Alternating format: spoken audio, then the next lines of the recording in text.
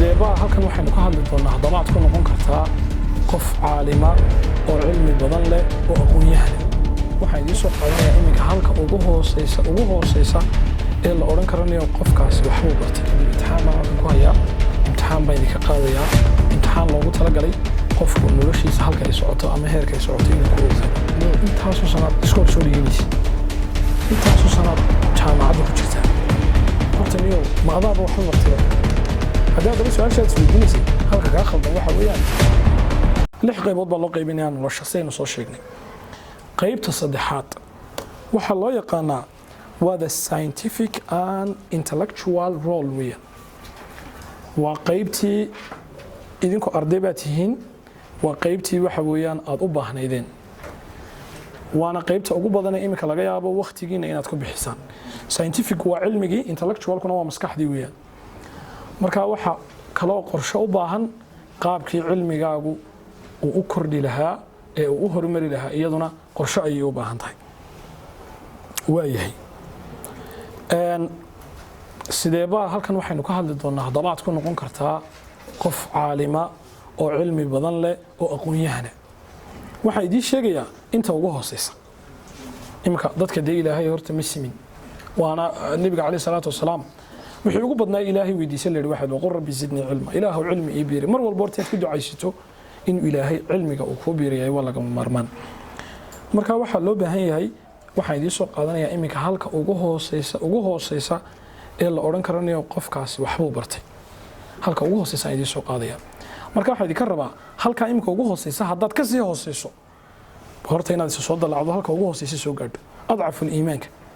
kadibna qof walba aad isku daydo inaad halkaa aad sare uga soo kacdo waayahay cilmiga waxaa ugu horeysa waa inaad la timaado reading wax akhris welibana waxaad akhriyaysaa 2 books per month bil walba ugu yaraan waa inaad akhrisato 2 buug ama 2 kitaab 2 buug waa inaad akhrido buug waliba waxa uu ka kooban yahay 200 page waa halka ugu yar weeyaan 2 buug midi waxa weeyaan waa majorkaaga macnaha waa takhasuskaaga ama waa cilmigii aad baratay midna waxa weeyaan waa general education weeyaan waa aqoon guud waa halka ugu yar weeyaan 2 buug weligeed lama arag qof 2 buug ka yar akhriya oo wax bartay imika waxa laga yaabaa arday badan baa isweydiisa niyow intaasoo sanaad iskool soo dhiganaysa intaasoo sanaad jaamacadda ku jirtaa maanta weydinkaa imika senior oo qalin jibinaya wuxuu isweydiinayaa qofku horta niyow ma adaaba waxba bartayba wuxuu dareemayaa eg xataa shahaadada haddii hadhow too la siiyo oo master uu sii gaadho sii wado haddana gudihiisa wuxuu dareensan yahay inaanu qofkani aqoon baranin weli waxba kaa dhiman bisleeyahay haddii haddaba su-aashaad isweydiinaysay halka kaa khaldan waxa weeyaan waa akhriskaaga yar marka waxaad u baahan tahay in aad bil walba aad akhrisato halka ugu yar 2 buug 2 buugna mid walba uu ka kooban yahay 200 oo page midna waa majorkaagii ka kalena waxa weeyaan aqoon guud oo aad ugu tala gashay waad ka badsan karaysaa weliba waxaad kula talinayaa inaad ka badsataan 2 buug waxba maaha bishii oo wax fara badan aad akhrisataan kula talinaya mid kale wax akhriska hadhow toolaha ku darina buugaagta jaamacadda iyo waxaad ku dhigataan kuwaas iyagu day taxaan baa lagu galayaa iyagu waa arrimo gaar ah weeyaan marka intaad soo akhrisato buugti jaamacadda 2 buug baan akhriyay hadhow toolaha ay oran waa inaad akhrisato wax ka badan waxaan 2 buug sheegayay waa waxaan jaamacadda lagu dhigan weeyaan bil walba waa inaad akhrido waayahay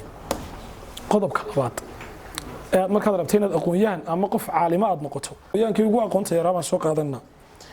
waxa la yidhi waa inaad ka qayb gasho 3 courses annually macnaha 3 kooras oo trainina 3 tababar waa inaad ka qayb gasho sanadkii ugu yaraan tababar walbana uu soconayo 15 saacadood tababaradu waa meelaha ugu badan ee dadku ay aqoonta ka faa'iidaan waxa laga yaabaa iminka maanta ugu yaraan tababarka iminka aan qaadanayno marka haddii la yiraahdo reference-kiisa hal la raadiyo ama maraajicdiisa hal la raadiyo 10 buug inay ahayd laakiin maxaad ku wada qaadanaysaa one training baad ku qaadanaysaa hal tababar oo kaliya ayaa ka kaafinaya markaad rabto inaad qof aqoon-yahan noqoto sanadkii 3 tababar waa inaad ka qayb gasho tababar walibana waa inuu soconayo 15 saacadood iminka keenani waa keenaya 15 saacadood markii hore 15 saacadood haddii caadi loo wada qaato laga yaabaa inuu ka badnaa laakiin anaa idinka reebay qayb badan oo aydan u baahnayn halkaan u baahnaydeen baa idinka sii bilaabay idinka marka tababarku 15 saacadood waa inaad sanadka ka qayb gasho 3 sanadka dhan oo markay ugu yar tahay weeyaan waayahay qodobka ku xiga waxa weeyaan inaad ka qayb gasho scientific conference every 3 years saddexdii sanaba hal mar inaad ka qayb gasho waxa loo yaqaano mu'tamar ama shir cilmiyeed ama dood cilmiyeed inaad ka qayb gasho ku saabsan muxuu ahaayay majorkaaga iyo takhasuskaaga waxa jirta mu'tamarku ama conference-ka ama shirka cilmiga ama dood cilmiyeedka wax laga yaabaa wadankeena innaga inay aad ugu yartay laakiin imika adduunyadu way isku furan tahay waxa jira muxuu ahaayay online ka laga qayb galaa zoom taaba laga qayb galaaba mu'tamar marka la yiraahdo ama shir waxa isku yimaado la isku keenaa dadkii cilmiga adduunyada ugu cilmiga badnaa majorkii laga hadlayay marka imika inuu kuliyadda maamulka mashaariicda digataan kuliyadda maamulka mashaariicda marka mu'tamar loo qabanayo ama shir loo sameeyo waxa la isku keenayaa ragga adduunyada ugu cilmiga badnaa kadibna waxa lagu soo bandhigayaa cilmigii maanta maamulkii mashaariicdu halkii ugu dambeysay Saudi marka waxa kaaga filan sanad walba de cilmiga waxba kuma soo kordhaan wax kolba wax yar ba ku soo kordha laakiin saddexdii sanaba waxa ku soo kordha cilmi aad u fara badan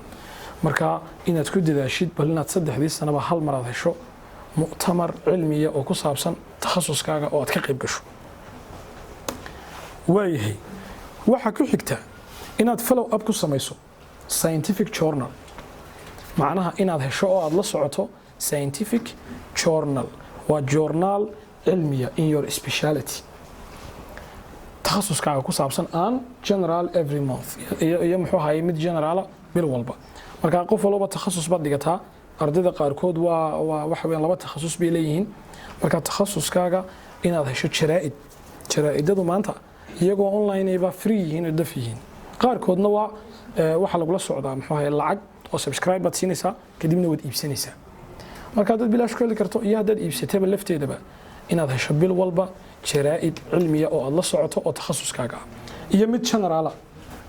mid guud oo aad aqoon ka faa'iideysato marka waxa laga yaabaa imika intii halka fadhidaay goor maartii ugu dambeysay jaraa'id aad akhridaan ama aad wax ka akhrisato wuxuu doonaba hada siyaasadaha ahaado wuxuu doonaba ha ka hadlo waxa laga yaabaa hadii la doono inaanay jirinba goor hore inay kugu dambeysay marka waa laga maarmaan inaad bil walba hal jaraa'id aad akhrido waxa ugu dambaysa xagga cilmiga inaad follow up ku samayso oo aad raacdo 2 scholars laba caalim oo kamid ah culimada ugu waaweyn speciality-ga aad barato marka takhasuska aad leedahay laba shakhsi oo kamid ah ama laba caalim oo kamid ah ayaad isku dayaysaa inaad follow up ku samayso oo aad raacdo marka cilmi waliba waxa uu leeyahay dad loo noqdo oo maraajica oo dad waaweyn marka laba kamid ah ugu yaraan waa inaad soo hesho website-yadooda aad la socoto buugaagtii qoran oo dhan aad akhrisato aad cilmiga aad ka daba faa'iideysata ayaa loo baahan yahay marka cilmigan aad baranaysaan wuxuu u baahan yahay imika shariicada waxa la yiraahdaa marka ardayda loo dhigayo cilmigan yaa kugu sheekha la weydiiyo qofka horta waxan yaad ka soo baratay marka idiguna cilmigan aad dhiganaysaan waxa laga maarmaana inaad heshaan laba nin oo kamid ah rag ugu takhasuska dheer leh ama ugu takhasuska weyn leh cilmiga aad qaadanaysaan kadibna aad si gaar ah aad la socoto shanta qodob aad samayso waa waliba halkii ugu hooseysan kaaga soo qabtay oo wax akhrisku ugu horeeyo kadibna saas iskugu soo xigaan tababarku ku xigo mu'tamarku ku xigo jaraa'idku ku xigo scholarsku ay ku xigaan shanta qodob aad samayso sidaa iskugu daba xigaan waxa la shaka ah in aad noqon doonto qof caalima oo cilmi badan oo aqoon yahan marka waxa weeyaan waxa ka soo qaatay imika halkii ugu hooseysay waa laba boog dabishi waa halkii ugu hooseysay weeyaan saddex tababar sanadka dhan waa halkii ugu hooseysay waxaan ka rabaa marka qof walba inaad halka aad qabsato halka horta aad soo gaadho haday ka dhiman tahay kadibna aad kor u sii socoto waayahay salaadii maxaa ka hadhay talo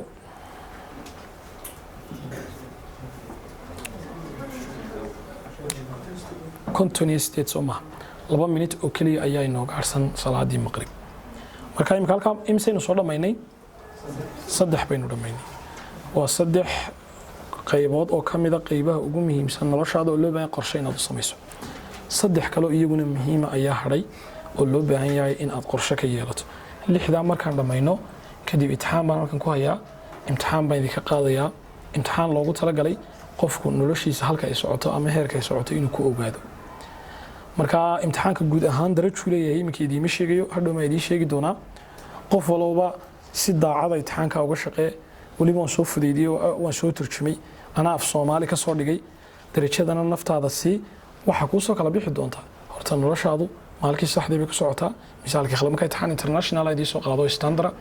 oo qof waliba uu ka wada faa'iideysan doono marka laakiin xaq ilaahay baa ka weyn wax walba in la soo guto salaadii baa taagan soo tukada si degan waliba soo tukada laba rakacadood ee raatibadii ka dambeeyay soo tukada kadibna aynu isku nimaadno insha Allah